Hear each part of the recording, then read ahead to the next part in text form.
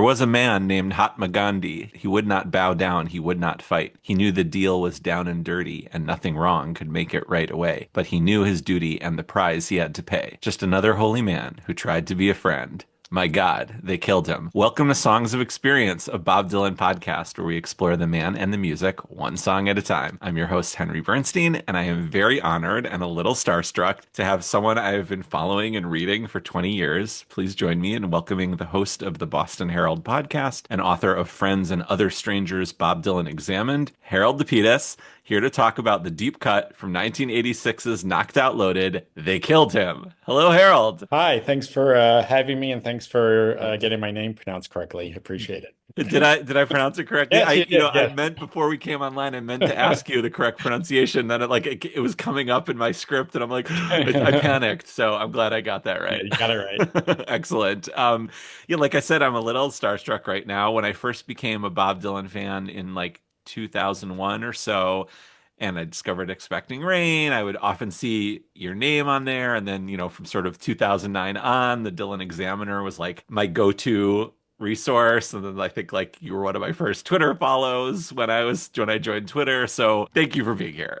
Oh, it's my pleasure. And I've seen you and I've heard you and been virtual friends for a while, so it's nice to actually sort of virtually meet you in person, sort of. Yeah, and well, we'll do it for real in Tulsa, which is very Yeah, I'm looking exciting. forward to it. I know you've probably answered the question on the Dylan Taunts with our mutual beloved friend Aaron Callahan, but tell us, what is your Bob Dylan origin story? Well, I'm old.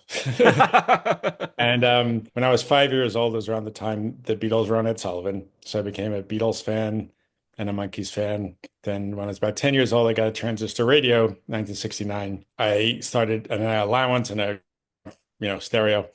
And I'd buy a lot of albums and singles and listen to top 40 radio in New York. I was from Long Island. And it was mind blowing all the music. There was, there's all, the Rolling Stones and Creedence and Sly and the Family Stone, Temptations, Johnny Cash, Glenn Campbell, Jackie DeShannon, just all over the place. And it was all the same thing. You know what I mean? Hmm. But there are two legends that were on AM radio and I didn't get it. One was Elvis Presley's In the Ghetto. Okay. And because I thought, you look at a picture from Jailhouse Rock and you look at that, listen, it's like, what is going on? Yeah. And the other one was Bob Dylan, Lay Lady Lay, which also you look at, blonde on blonde cover and you go, what is going on? And Right. again, back in those days, there's very little ways to get information. I said I was only like 10 years old. I had a friend when we were very little, we were next door neighbors, but the families kept in touch. His name was Danny. He had an au pair staying with him, with his family. And when she left a monocopy of Bring It All Back Home. And Hmm. he became obsessed with Dylan. And I just thought, this guy, I don't get it. He just seems so weird, Yeah. Then in 1971, for my birthday and slash bar mitzvah, his parents got me Grace Hits Volume 2. Yeah, I was very happy to get it.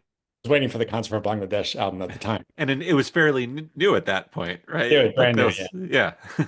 So, and it was almost like a Beatles album. The Beatles were my favorites, and because they had like four different voices on side one and four Right. different styles of music. And I just would buy Bangladesh. I bought Pat Garrett. I bought the Dylan album, the one called Dylan with, Lily of the West on it. And my friend Danny, I would, the previous 2 years we saw for my birthday, Grand Funk with Freddie King. And then the next year, Emerson, Lake and Palmer with Stray Dog. And so he and his friend Steve Kessler, they were big Dylan fans, and Steve's older sister Sharon somehow got a bunch of tickets. There was a mail order lottery, and somehow she and I guess her boyfriend, they were in the front seat, and me and Danny and Steve were in the back seat, and we got seats way in the back, and I was so excited because I knew it was like I wanted to go, but I couldn't tell my parents, there's this guy I don't know really anything about. I really want to go to this Yeah. concert. But he got it, and I was just, um, it just blew my mind. It was like whatever, limitations I knew about music, they just all fell down, and just like it just opened all these possibilities on so many levels. And that was kind of on a superficial level. And so there was that. There was the Rolling Thunder review played on my Madison Square Garden on my birthday. The previous Sunday there's an ad in the New York Times, Arts and Leisure, saying Rolling Thunder Night of the Hurricane. So I asked my parents, can I skip school and take the Long Island Railroad to Penn Station to buy tickets? Because it's the only place you can get tickets. And so we got there. I got there like at 9:45, and I guess they put this. This is before the internet, so I don't know what really happened. But I heard they put tickets on sale because there's a line like at 1 in the morning. Anyway, so I got there and I just got like two seats, last row on the side, which was very happy. Yeah. And Yeah. that was and ended up going with my sister because no one else could go. And but we couldn't stay to the very end because if we didn't, we'd have to like take a 3:30 in the morning train. Oh my So right God. on Hurricane, my sister's like, we gotta go, we gotta go. And I taped the show, and the tape of with their early with all the other acts, that's the thing that was in circulation. That And was your tape? yeah. Oh my God, I've probably listened to that a million times. I Wow. mean, if you have Wolfgang's Vault, you can watch Yeah, it soundboard. But at the of time, course. so anyway, that's basically the beginning. I can go on for next So 50 years. I don't want to bury the lead here, and I'm not sure Okay. which one is, but your first Bob Dylan show was Tour 74 with the band at the Yep. Garden, Yep. No, and not your the Nassau Coliseum. oh Nassau, Giant okay. canyon. Yeah. And then your second concert was the night of the hurricane, Rolling Thunder the Review at Madison Square Garden. Yep. That's, I mean, if that doesn't make you hooked on Bob Dylan, what would? Exactly. When the box of the 74 box set came out, I had 50 years of thinking about it, and I wrote like 5,500 words to Yeah. review, and just made all these. I remembered everything from the car ride and what we talked about, and the Ali Frazier fight the night before, and the binoculars and the tape, the just like everything, and it was just the before in school on the desktop, someone wrote, someone started a conversation. I said, "Do you like Bob Dylan?" And they said, "He's okay" or something. And then blah, blah, blah, blah, blah. Yeah. I'm writing all this stuff, and then it was going back and forth. So I remember like it was, I don't remember every Bob Dylan concert, but that one was pretty special. Well, not jumping ahead, do you know how many you've seen? Well, I stopped counting at 77. I mean, it's over Okay. 100, but Okay. I was Okay. like 15 years ago, I think. Amazing. I almost want to just like spend the whole time peppering you with questions about Tour 74 and the hurricane, but we have to get into They Killed Him. So I don't know a natural transition to to They Killed Him, but this song, of course, was written by Kristofferson and released. I have Coretta Scott King was at the night of the hurricane. There's the yeah, Okay, there's the yeah, connection. There's the connection. Great. yeah. Okay. She probably had better seats than you. Yeah, she's on. So this song was recorded for the album Knocked Out Loaded by Bob Dylan. There are three different recording places for Knocked Out Loaded, or four maybe, in New York, London, and two in LA. And for an 8-track album, the personnel included like over 30 musicians, which I'm not gonna read, but why they killed him, Harold. You could have talked about anything. You were at the night of the hurricane, but this is the what we're talking about here. Well, I think one thing that I hope I'm contributing to the Bob Dylan dialogue is going to places where people don't normally go. I mean, I There we could talk go. about Hurricane or, Sure. 11 Blue or whatever, but, other people have done that. And I don't want to dox anybody, but the recent thing where someone said, well, of course, They Killed Him is his worst song or something like that. And I said to myself, as I always say, it's not even best and worst. It's not a contest. It's not, Right. I had done some research on it before, but then I really dig down, and I found out a lot of stuff that I didn't know. And as you said, you were already familiar with the Johnny Cash version. I was not. And Mhm. Court Carney and Aaron are working on an 80s book, and they asked me to write a chapter. So I wrote about that era. They call it the unholy trilogy of Knocked Out Loaded, Down in the Groove, and Hearts of Fire soundtrack. The three of you are sort of the unholy trinity of Bob Dylan in the 80s. So it's kind of perfect. It's weird because like when I was listening to the Johnny Cash version, I was like, this is amazing. This is a great Johnny Cash song. Same thing with Chris Christopherson. And then I, was sort of thinking to myself, this would make a great Highwaymen song. I could almost hear the other two in there. And sure enough, they did perform this, maybe at Nassau Coliseum or something like that. Like there's a live concert And they did it, and it sounds perfect. And all three of those versions are just excellent. So this is like a little different, I think. And also, that's something I just found in my research talking to you is that Kris Kristofferson played at a Live Aid in 1985. Oh, okay. So Bob could have joined him with on Right. that one. What Um, is it about this song that, other than it just being off the beaten path, like is this? Do you like the song? I learned to like it. I can't Yeah. say when I heard it the first time I said, this Mhm. is wonderful. But it's like songs like, The Ugliest Girl in the World. It's almost like I dare you to like this. I dare you. And it's like, oh yeah, I'm up for the challenge, I think. And then I figure out why he did it. It's best, yeah, as much as you can figure him out at all. I mean, I realize it could be way off, but something actually like more accurately, it's more how I can relate to the song and what connections I make, and then I can listen to it. So and like it. Pretty obvious. The song isn't, there aren't many metaphors or allusions to what this song is about. It's like, basically focusing on three martyrs, so to speak, and just sort of commenting on it. Chris Christopherson is just sort of musing on what the world did to these people. And so I had to say, you mentioned the personal aspect of it. I think the first time this song sort of became in my radar, and I'll be honest, I'm not a knocked out loaded defender. Obviously, Brownsville Girl is amazing. But I don't revisit this one, but I enjoyed the challenge. And when I was listening to Bob Dylan's version of this, I didn't hate it. I had a memory of like listening to Knockdown Loaded and of course dismissing it in early days and then trying to revisit it, and this song wasn't even on my radar other than every time I've been on Pod Dylan, Rob would mention that we're never gonna do They Killed Him or something like that. Actually, I But asked him right before the end. I asked him if he wanted to do it, but then the show ended, and he had me do there was the Pat Garrett copyright yes, thing, so we did that instead. yeah, But great episode by the way. thank you. But it is I think, I mean, to me, and again, this is just my observations. I think there are two main reasons why people don't like this, aside from the fact it's on Not That Loaded at all. Mm, And one is that the lyrics are very simple. Yeah, I don't know if the word trite applies, but there's nothing to them. They're obvious. yeah, And the other thing is the children's choir that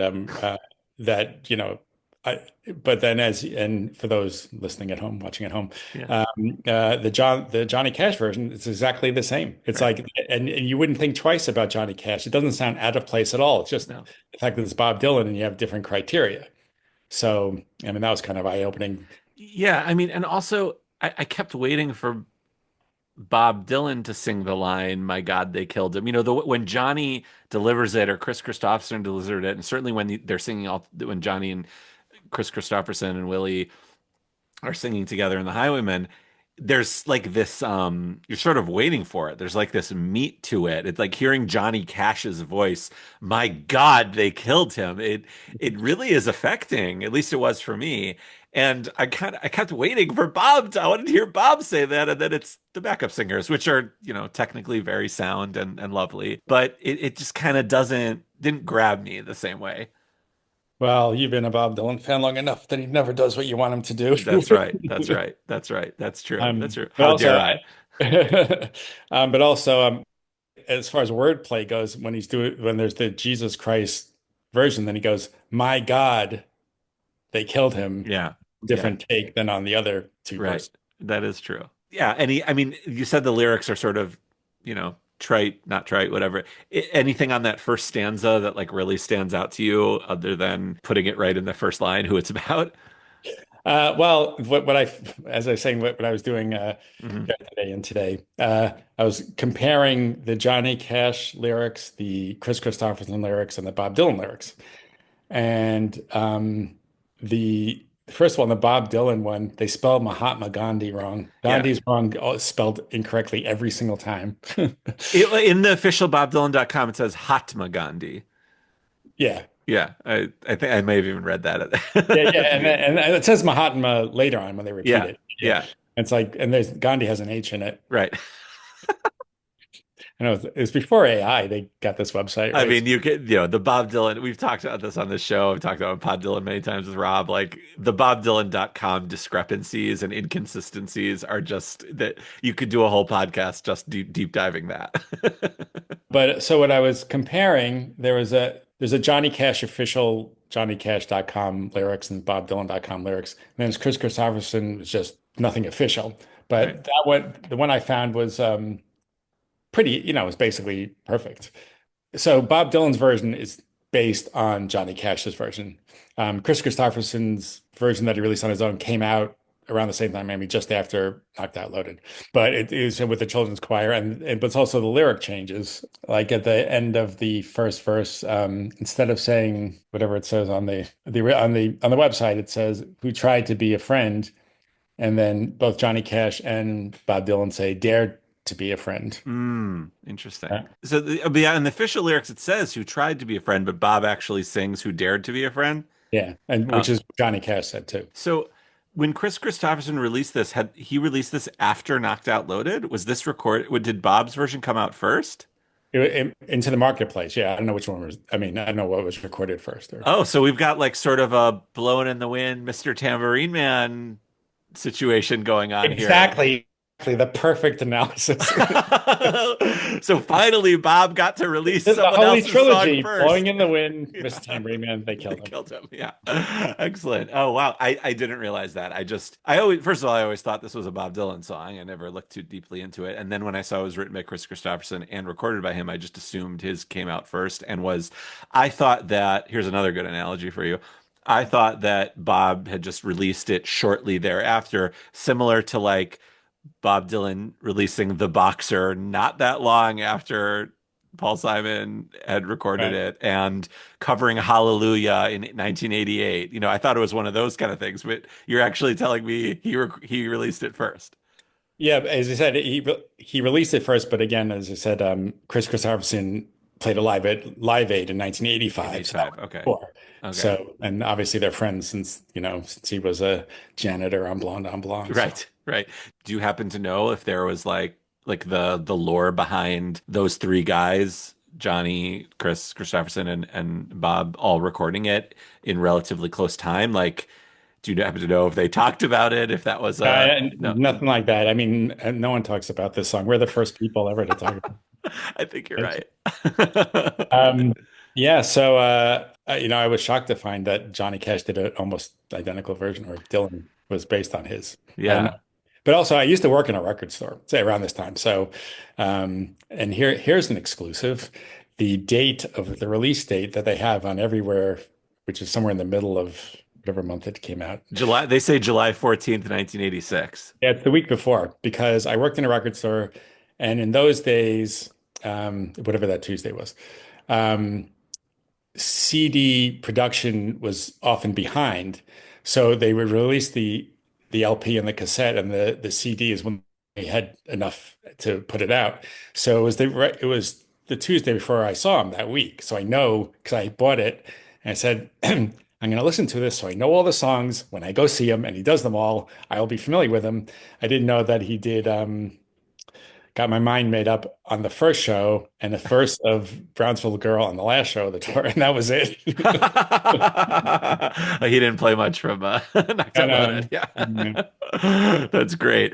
Okay, so first of all, you need to go into the Wikipedia and change that then. That's on you. I guess CDs were fairly new in yeah, yeah, 1986, yeah, right? yeah, yeah. Um, When I worked in a record store in the suburbs in 1984, and people kept on coming in and asking for these things called compact discs. And I'm telling my boss, like, whatever they are, people want them. And then finally, we got two by mistake, and one was Sting's Dream of the Blue Turtles, and one was something else. And I remember this woman with auburn hair came in and said, "Do you have any compact discs?" I said, "Yeah, it's in a glass case." I said, "Yep, this is our CD section." He said, "I'll take this thing one." And then I called my boss, like, "We sold half our inventory. We got to get going on it." Sold out for inventory. That's amazing. Well, so in 1986, were you going to see Bob Dylan and listen to the album in preparation for that. So what is your relationship to Knocked Out Loaded in general? Um, Like, did you stick with Bob all those years, have it since 74? And just whatever he was putting out, you were gonna try it? No, so so my record collection was this big, Hmm. whatever, in high school, and I kept my Beatles and solo Beatles together. So Dylan Okay. was in the middle. So I just go, do you want to hear something like Blonde on Blonde or something not as good as Blonde on Blonde? So I was listening to Dylan like all the time. I Yeah. didn't have that big a collection. And then I saw the Street Legal tour, Oh God. and which I now think is awesome. But at the time, I went. I ended up buying 16 tickets for because I think, or was it 8 tickets or I don't remember. Anyway, it was a lot of tickets. No, I think it was yeah. I bought the maximum. I reserved maximum at this place I was in college in Massachusetts, so Harvard Square. You can leave a deposit, Mhm. but when they went on sale, I didn't trust it, so I went on to Ticketron and got 8 tickets, which were on the floor, and then got 8 more tickets in the balcony somewhere, and whatever, not the balcony, the whatever you Were call it. people like hyped? Was this a big tour, Uh, like in the zeitgeist? Like, were people like, yes, street legal tour, whatever? I don't think so. I mean, I think well, this is my own little world because a lot of these Yeah. people, actually, I ended up getting t one of the tickets. My sister was friends with Seth Rogovoy, so he Mhm. got one of the tickets, not in front. I didn't know him that well yet. You Um, gave him one of the balcony ones. yeah, What um, was the venue? it was the Boston Garden where the Oh, sound was horrible and yeah, it was just terrible. And with that band. But I think it was more like you heard things through the grapevine that, really he's doing this kind of big band show and rearranging stuff and it's like, well, you're just bracing yourself. And it was exactly what they said. It was just like you could like you couldn't believe it because at the time, we know more about Bob now, but at the time it right, just seemed the antithesis of everything he stood for. right, It's right. just like showbiz and The Neil Diamond yeah, sort yeah. of Yeah, and style, also my theory is that uh there's a big Elvis Presley right? because he died the year before and he had a couple of members of Elvis's band with him and so on. Do you think he was sort of, in a way, kind of doing a tribute to that Elvis Yeah, Vegas again, thing? yeah, I mean, again, I don't know, but it That's your just, theory. yeah, yeah. Interesting. That's great. So at the time, were you disappointed by the street Yeah, legal tour? everyone was Yeah. disappointed. Okay. Yeah, I have Okay. friends of mine from Italy there seeing Dylan for the first time. It's just like Oh my God. everyone was, oh my God. And I didn't particularly like street legal at the time. Mm. Um, which is If you say that now, that's blasphemous. Yeah. I know. Careful. Then around time around the college is when he went gospel, and I didn't get that. I mean, I understood it. I understand. You say it's like the Beatles needed another guru, and the Pete Townsend and Mayor Baba, and it's Yeah. not a lot of these musicians. Realize people think they're God. Right. To really find who is God, kind of Right. thing. And I watched them on Saturday Night Live, and it's like, but then the punk and new wave was happening too, and like the Rolling Stones and the Kinks were going along with what was going on, and their records were really popular. And the Bob Dylan, just wasn't doing that. he wasn't doing it. Like Yeah. only he and the Who, really, with Who Are You, were the only ones who just stayed where they were going for a Right. while. Right. As I said in Tulsa, he didn't wear his skinny ties till 1984. Well, can I actually ask you about the gospel period? I've wondered this for a while. So I've mentioned on the show a few times that like my own personal feeling, as a nice Jewish boy from the Midwest, is that like, I took in Dylan in 2000. So like I took it all in. Nothing Right, offended me. Nothing was right, bad. It was just right. I needed all of it. But I could imagine myself at that time I imagine I might have been very hurt by that period of time and that turn for him. As a nice Jewish boy from the East Coast, Harold, what was that experience for like you and your friends and your family? And like was that a thing or And was my it just friends and my family don't care. okay, all right, fine. But it's just I'm in my own world. Yeah, yeah, I mean, generally speaking, it was just sort of baffling. On one hand, it was baffling. The other hand was this is only going to last 3 years, like everything else. He doesn't do anything for more than 3 years. Even then it was Yeah, like, it don't just seemed worry, like, it's fine. so actually, getting back to what we were saying before, and it all ties in, was that so in England, so after John Lennon was shot, the next year I spent 6 months in London. Mm, And when I first got there, the second edition of Song and Dance Man, Art of Bob Dylan by Michael Gray was there. I didn't really know who he was or anything. But this, I don't know if you've ever seen the second edition, but it's like nice and shiny. It's small with a lot of glossy pictures. And I said, this looks good. That's what opened up everything. Because I said, up to that, he has cool words and he does this and he does that. But then when I found out, well, this comes from the blues and this comes from this literature and this is the poem, and it's like, oh, that's, or this means something in a way that I hadn't thought about it. And my initial thing was my tastes were the same as Michael Gray's tastes until I developed my own opinions about stuff. Mm. But basically what it did was it opened my mind to what Bob Dylan was doing on everything, Knock That Load and everything else. But also one of the thing is that it's like the Bruce Springsteen thing when he inducted Dylan into the Rock and Roll Hall of Fame. He said, Elvis, the way you freed your body, Dylan freed your mind. I got that Hmm. Hmm. right.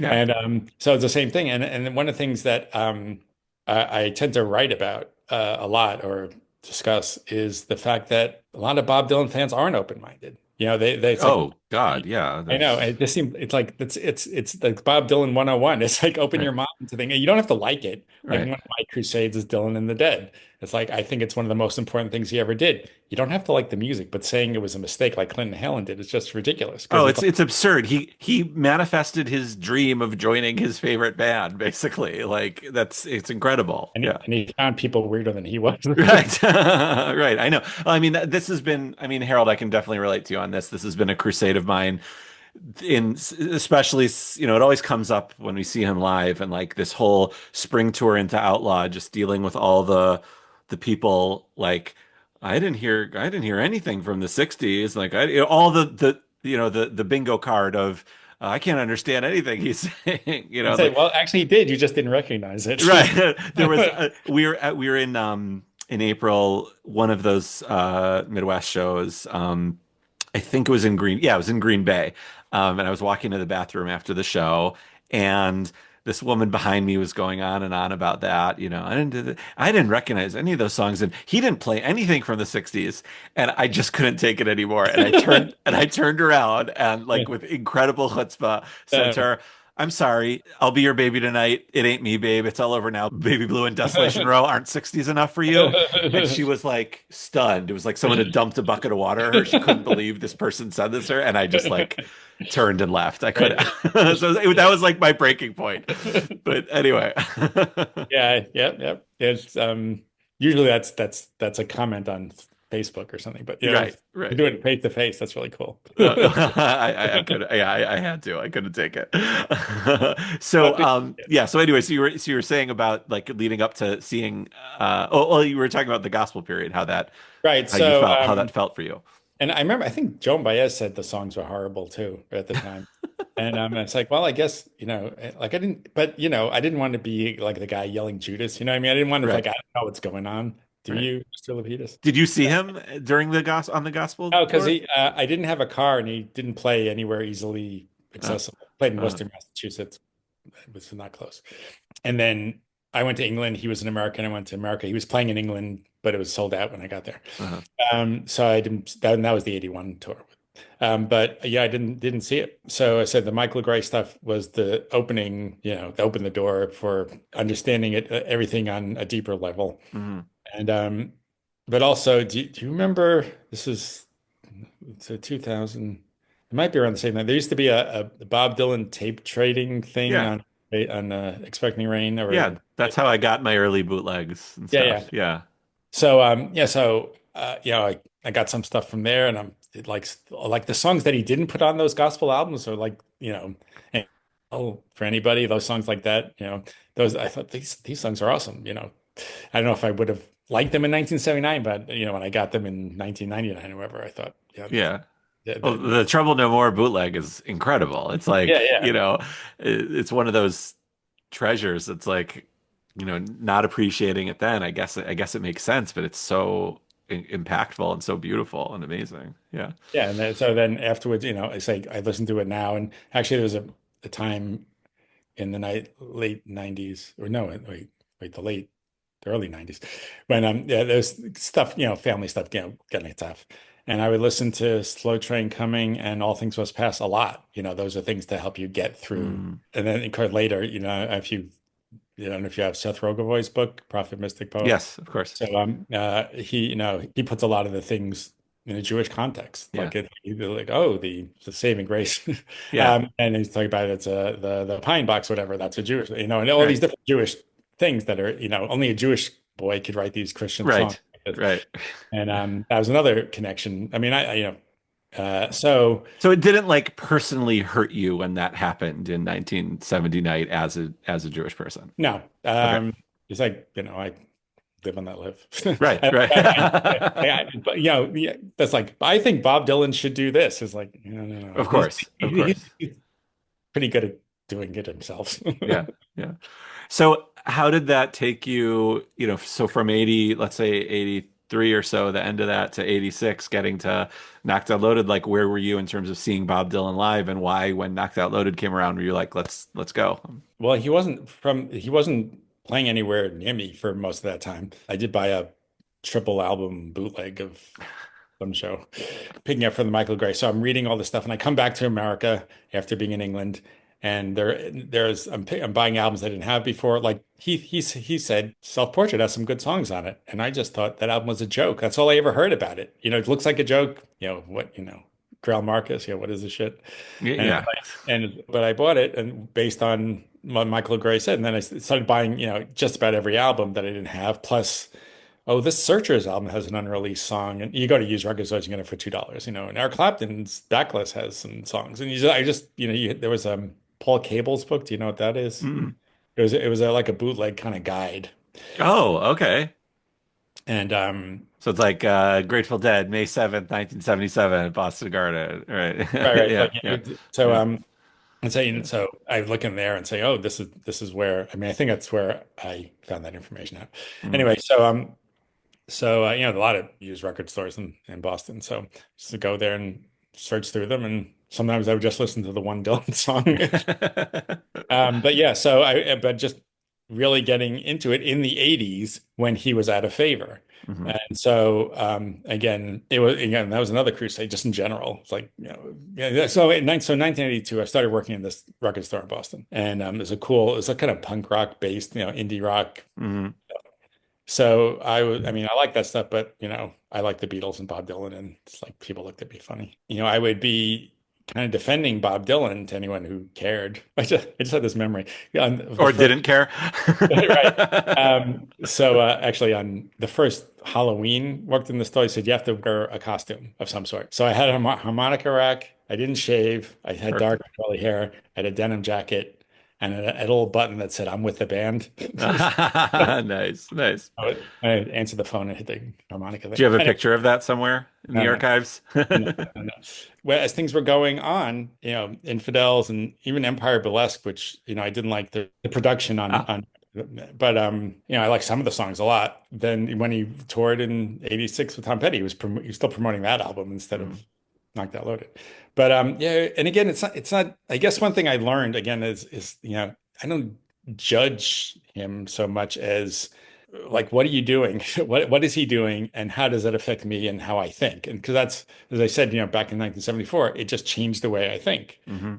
And it doesn't change my way I think too much anymore. It's been 40, 50 years, but he's I still of course I'm excited about what he does. So wait, so that 86 show that was with Tom Petty. Tom I went Petty, to three of the Tom Petty shows. Yeah. three of the Tom Petty shows. So one of the obvious Bob, not obviously, Bob Dylan never played this song live. However, on one of the sound checks on those shows, he did.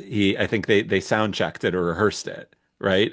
He and the band. So that's about as close as as they got to ever playing it live. I kind of think it's too bad. Like that would have been awesome with the Heartbreakers. Yeah, and then the Queens of Rhythm. Yeah. Yeah, and the Queens of Rhythm. Yeah. I mean, you had the Queens of Rhythm there to do imagine if the Heartbreakers, Mike Campbell and everyone came and Bent Montage came in on My God, They Killed Him with the Queens of Rhythm. I mean, that would have been incredible. I mean that the so this is before your time, but actually if you're listening, I don't know if there's video of this, but how the show would end would be like I think whatever is like Rolling Stone or one of his big hits. And then they would sit because one of the shows I had like a really close seat on the side. Mm. The lights would go down and they'd be sitting on stage smoking cigarettes. The show wasn't over. they wasn't really the encore, and then the lights came on and they did in the garden. So and then they do a real encore. But Wait, like all the Heartbreakers and Bob would be and Tom Petty would yeah, be sitting on the stage just chilling? yeah, Wow. lights out. Wow. Oh, they wouldn't go off stage for the Right, encore. right, right. Yeah. Oh, And but then after that song, they went off stage and did yeah. it, and they Yeah. did Knocking on Heaven's Door or whatever. Okay. And Bob, I know I'm sure your tape was really funny on some of those shows. I think Yes. saying before songs and stuff. There's an Andy Warhol book diary thing, and it said something like, first of all, they said, I guess Andy Warhol asked this guy, "Is Bob Dylan still Christian?" He goes, "No, he's studying Judaism. He won't even play on the Sabbath unless the money's really good."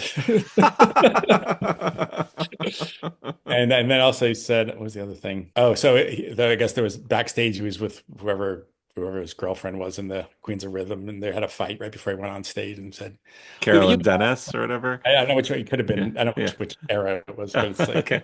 yeah, but it said, "Will you just go on stage and do your Mr. Tambourine Man?" And there was a tape of him go like, and then the solo acoustic set, he just goes, "I'm not going to do Mr. Tambourine Man. So sorry." So That's I don't know if that's the amazing. same show. I wouldn't be surprised if it was. Oh, I will definitely go back and listen to those and find those. What do you remember? I can't. I don't remember if it's one of the ones I went to or not. Oh, After a okay. while, it's a blur. But What was the venue that you saw him at? Was it? twice at what was known as Great Woods in Mm, Mansfield. mhm, I think it's called it was the Tweeter Center. Then it was mm. should have been the Monkey Man Center. And, Yeah. but now I think it's called the Xfinity Center. It's where I'm seeing the Outlaw. Outlaw. Yeah, Outlaw. one of those big places. Yeah, a shed. But she loved. I mean, if you have the T-shirt from that tour, there's a date in Mansfield that is on the T-shirt because he loved. He'd never been in a shed like that before. Right. He So added that one. he just thanked like he just thanked whoever made the venue. He just thanked people at the end. He was just so happy at the time. Wow. Different to play outdoors. What was the question? Well, I was just asking you about the lead up to seeing that tour with Petty, but uh when you did see those shows, Oh were yeah, you two there and one in can't either Hartford or New Haven, whichever one was right after that. It also like a big one of those big was amphitheater? indoors. Oh, indoors. Okay. Were you disappointed that there wasn't any knocked out loaded songs or No, I hadn't seen him in forever. I was just happy okay. to see him. And as I've been saying for 50 years, who knows how long these guys are going to be around? Right. I know, right? And here we are, the Outlaw Tour, and Bob's not even the oldest guy. The headliner is the oldest guy on the tour. Yeah. Well, Harold, we don't know why, but why do you think? You're the journalist here on the podcast. Why do you think Bob Dylan decided to cover a song that hadn't been released by one of his buddies and this one? It's such an odd song. What do you think spoke to Bob Dylan about it? I have a very, very definite theory, Okay. and it ties in with the children's chorus too. So on at the end of January, Desiree, his daughter, was born, Hmm. and then in the June or something, he married Carolyn Dennis. Hmm. And so when you think about it, he has a new daughter, and and if you look at the this, it says uh, Is that knocked out loaded? at the Yeah, the back. Yeah. said baby boo boo, and it says Desiree on there, and that's both for his daughter.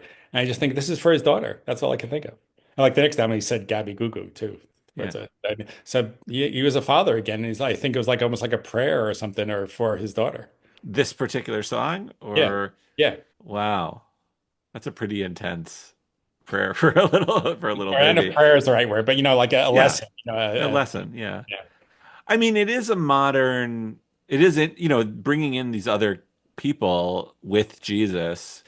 I could see this song, They Killed Him, as one of his originals in the gospel period, just about Jesus. But, maybe, maybe like that being the last verse, and we're after that period, but there's a lot of that gospel period still left in Dylan at this point. Maybe that was important to him to sort of include that as a stamp on that period. I don't know. Music and literature and poetry and fiction and reality and making heroes out of these horrible people and Hmm. it just it's all a mishmash. It's like a Cuisinart, just like Right. anything in his life, he mixes it all up, and that's what he does. Makes a robot commando. Right. Yeah. So I wanted to ask you something about the next verse. Another man from Atlanta, Georgia, by name of Martin Luther King. He shook the land like the rolling thunder and made the bells of freedom ring today with a dream of beauty that they could not burn away. Just another holy man who dared to make a stand. My God, they killed him. Okay, so So, first of all, what he says is, even though that's the lyrics on the sorry. sheet, Yeah. yeah, Yeah. would not take away, not burn away, and that's what Johnny Mm. Cash says too. So once again, there's a parallel there. He's following Johnny's Yeah, version exactly. The he shook the land like the rolling thunder. I've Any heard that phrase, "Rolling Thunder." That sounds. Yeah. So is there I wouldn't be anything surprised if there? that's him in, but who knows? I mean, did Kris Kristofferson was he on one of those shows at some point? Did he walk on or join the group for? Not that I'm aware of, but Okay. Okay. Okay. Wouldn't be surprised if he did.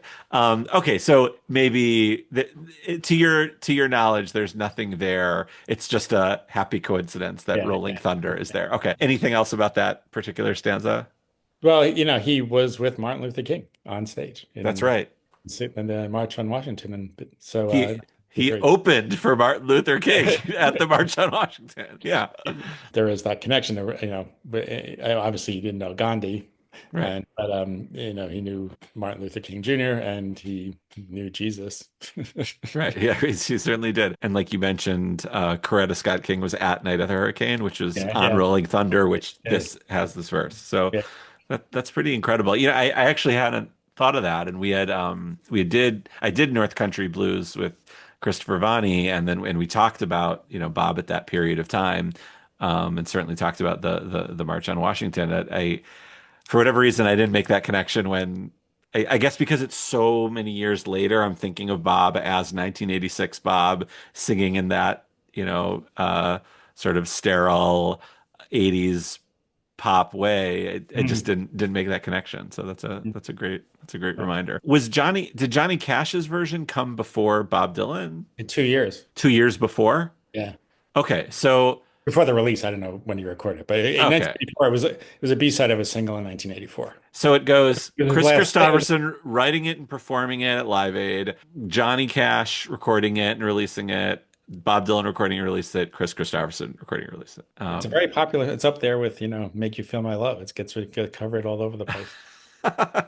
Isn't that a song that Adele wrote? That was Billy Joel, but Right. Yeah. Right. Yeah. Right. Isn't that on his greatest hits, Billy Joel's greatest hits, volume three? Make you his feel my version love? came out, I think, a week before Bob's. Right. Yeah. Right. Yeah. He did on Letterman. Did you ever see that clip on Letterman? Yes. Yeah, Yes. Yeah. Yeah. Yeah. Thoughts and prayers out to Billy Joel, of I course. know. Yeah, there's a coming out. It's on HBO or something about him soon. So Yeah. And I love that he called our mutual love, Howard Stern. He called Howard to like just let everyone know he's okay, like he's yeah, not dying. yeah, Yeah. Just as a side, Harold, because I know you sometimes post stuff from Howard Stern, and I, always comment on it because I'm a Howard listener. But one of the things I can't stand is when Howard goes on a rant about how he doesn't get Bob Dylan, he doesn't like Bob Dylan, and like now that Howard's playing guitar and he's like rediscovering, like John Prine and like all these other. I keep waiting for the day. he used to put down like Bruce Springsteen. I know. He And made now fun he of and Paul Bruce are McCartney. like, yeah, It's like, right. Now he and I think if you're that famous, I guess it doesn't matter when you make fun of people, and right, right. it, That's true. That's true. yeah. But like, I remember there was this whole bit once he did with Gary because Gary was at old Cella, and he like played clips of Bob playing Tangled Up in Blue at that performance. And yes, that wasn't one of Bob's greatest performances, old Cella. But I was just like dying, like Howard, come on, how can you do this? I love Bob Dylan. Yeah, he could. He didn't like psychiatry, Right, being done in right. therapy. He didn't like any. He doesn't like. He used to be the exact opposite. Did you see the Pee Wee Herman documentary? I haven't yet. I really Yeah, want to. Yeah, there's a clip of Howard with his hair down here. It's like yeah. it's like the guy's hardly even the same person. No, oh, he's totally different. But it's funny. Like maybe my wife asked me because she knows I love Howard and Bob and love these intense. And when there's a really good Howard interview, I'll make her listen to it.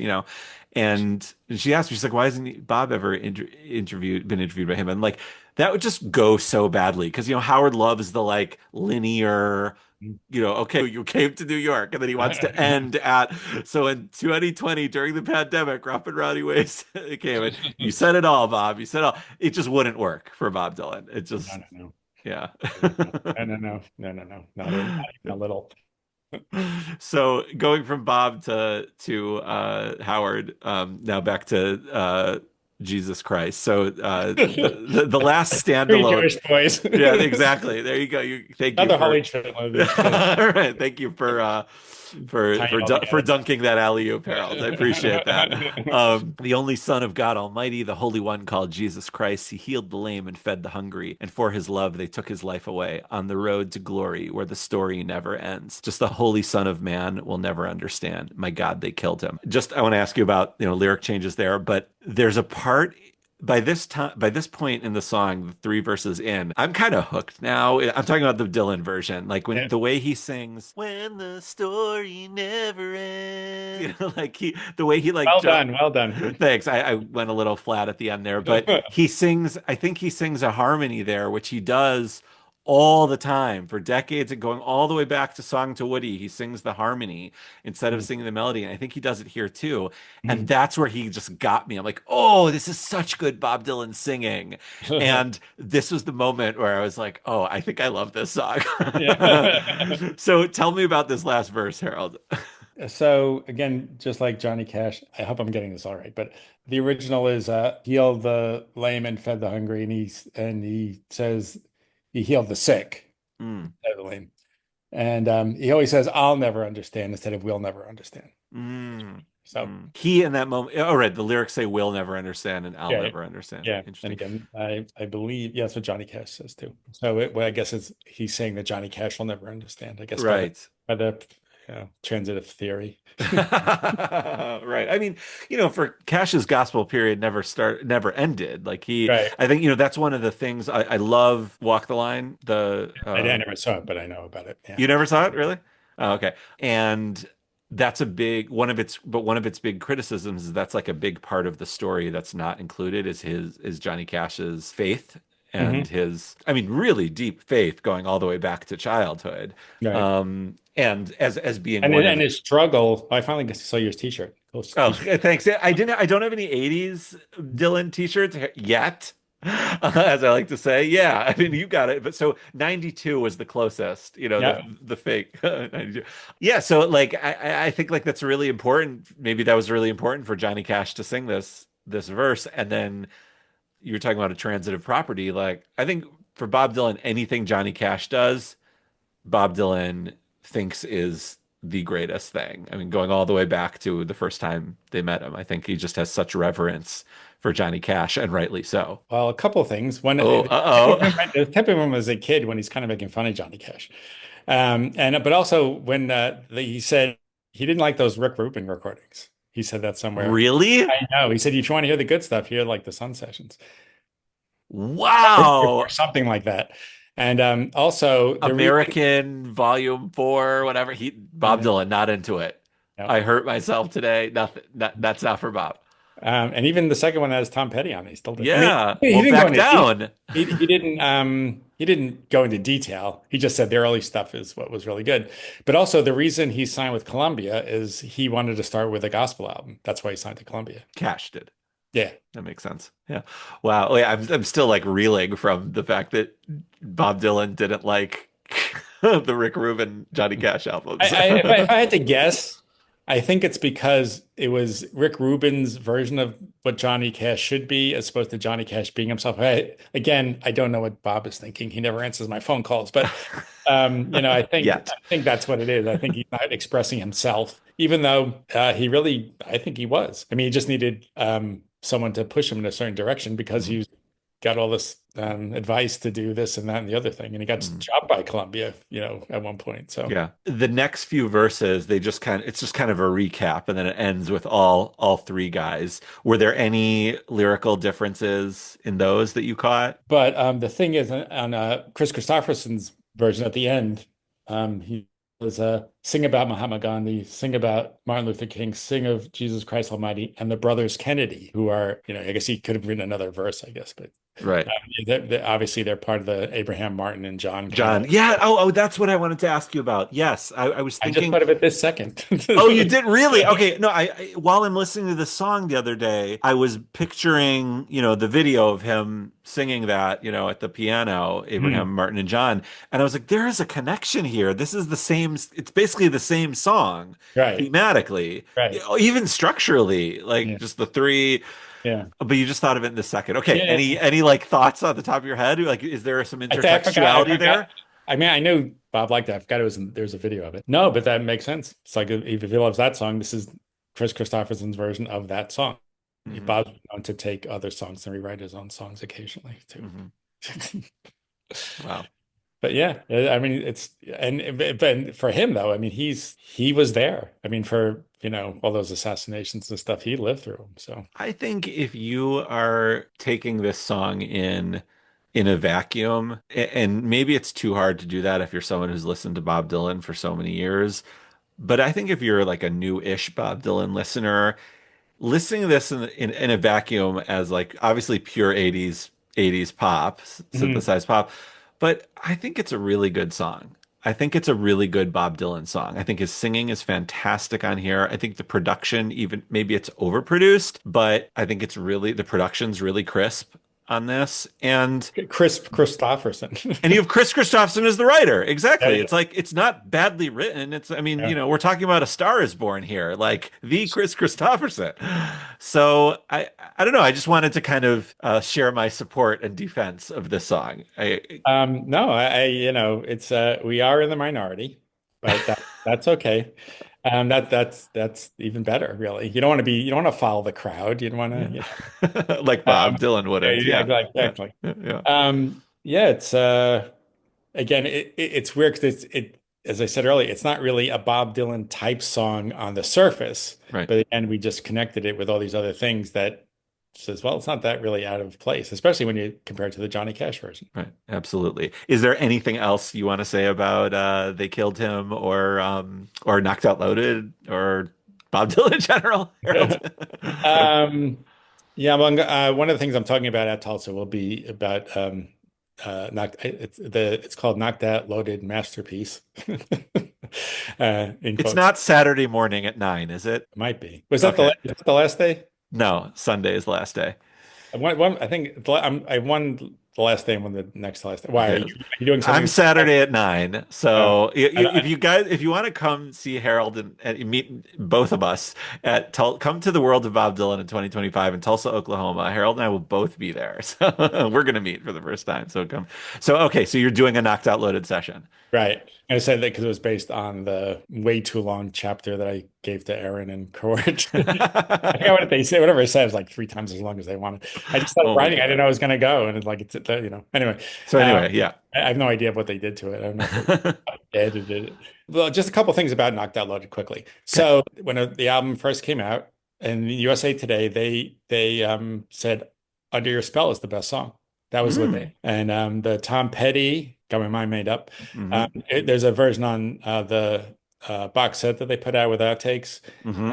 It's just credited as Tom Petty. It's not a co-write by Bob Dylan. So Bob obviously rewrote it. But Hmm. according to an interview that I found, Tom Petty said, writing about Florida. And Tom Petty said, no, you write about Libya. That was his idea, according to Tom Petty. Really? Yeah, yeah. So Does Brownsville Girl like save the album from, complete obscurity? to those people who aren't as cool as us, yes. Okay. Yeah, I mean, I think so. Brownsville Girl so in the Bob Dylan Center, they have you can listen to a recording of Woody Guthrie's Danville Girl, and Hmm. New Danville Girl was the original Right. version of Brownsville Girl. Sort of giving away all I'm going to Yeah, write. you don't have to spoil, you don't have to break kayfabe here. Okay, And if you well, want to know what that means, come to my session. But the other thing is like again, with Carol Bear Sager co-wrote "Under Your Spell." She thought she didn't even need a writing credit, and Bob that insisted, that she got at least a partial credit. And he rewrote "You Want to Ram, I want to ramble as you want to ramble," and he didn't take any writing credit. It's like, who is this guy not taking credit for songs that he rewrote? He always takes the credit, even whether he should or not. Right. Love and Theft, Rolling and Tumbling. Yeah.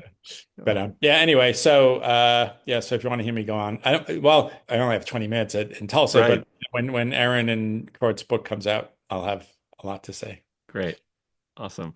All right. Well, before I let you go, Harold, I don't always do this, but I have an exit question for you. Yeah, okay, good.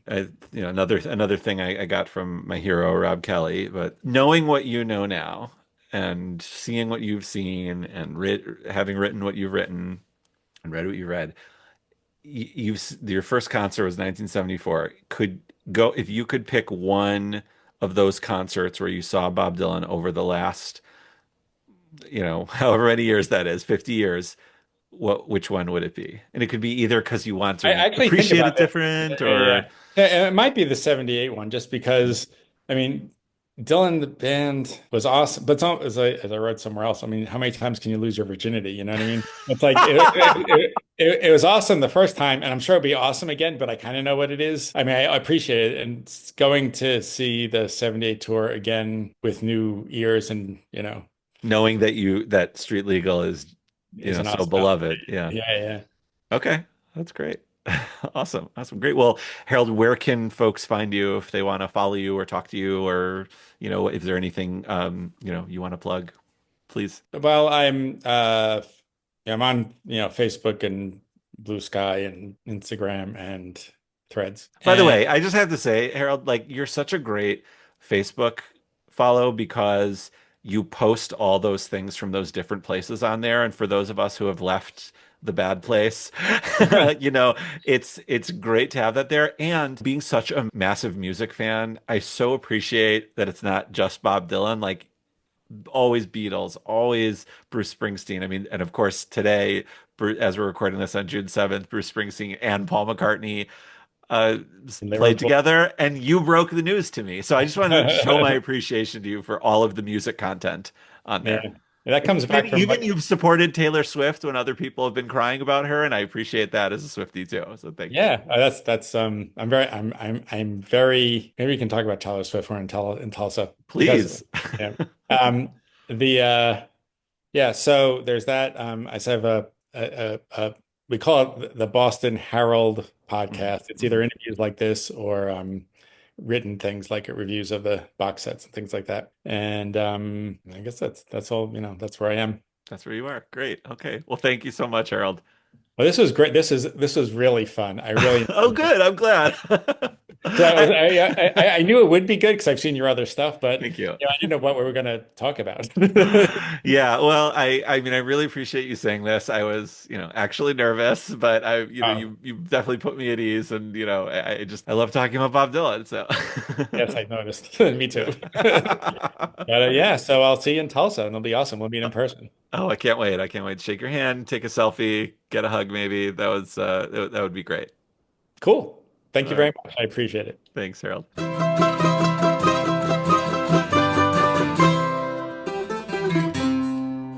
Thank you so much for listening and watching. Look for the next episode on the 15th day of the month in all of your podcast feeds. You can give me a follow on Blue Sky at Henry Bernstein. And if you're subscribing to Apple Podcasts, please take a moment to give us a rating and review. It's the best way to spread the word about the show. For a video version of this podcast, please subscribe to our YouTube channel at Songs of Bob Dylan. You can, of course, email us at songsofbobdylan@gmail.com.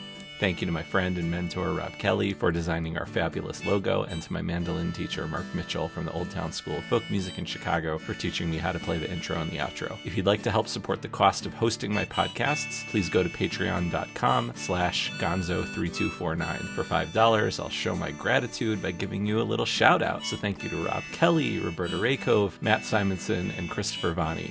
For $10, I'll also send you a piece of surprise Bob Dylan merch. So thank you to the girl from the North Country, Katie Sorovic. Speaking of merch, I have a store. Lots of fun stickers, shirts, hats, and other goodies for you to check out at etsy.com/Henry Podcast Store. Thank you to my Substack subscribers, Mark Godfrey, Linda Maltzby, George Pasella, and Peter White. You can check that out at henrybernstein.substack.com. Truly, I love you all. Thank you again, and I'll see you next time.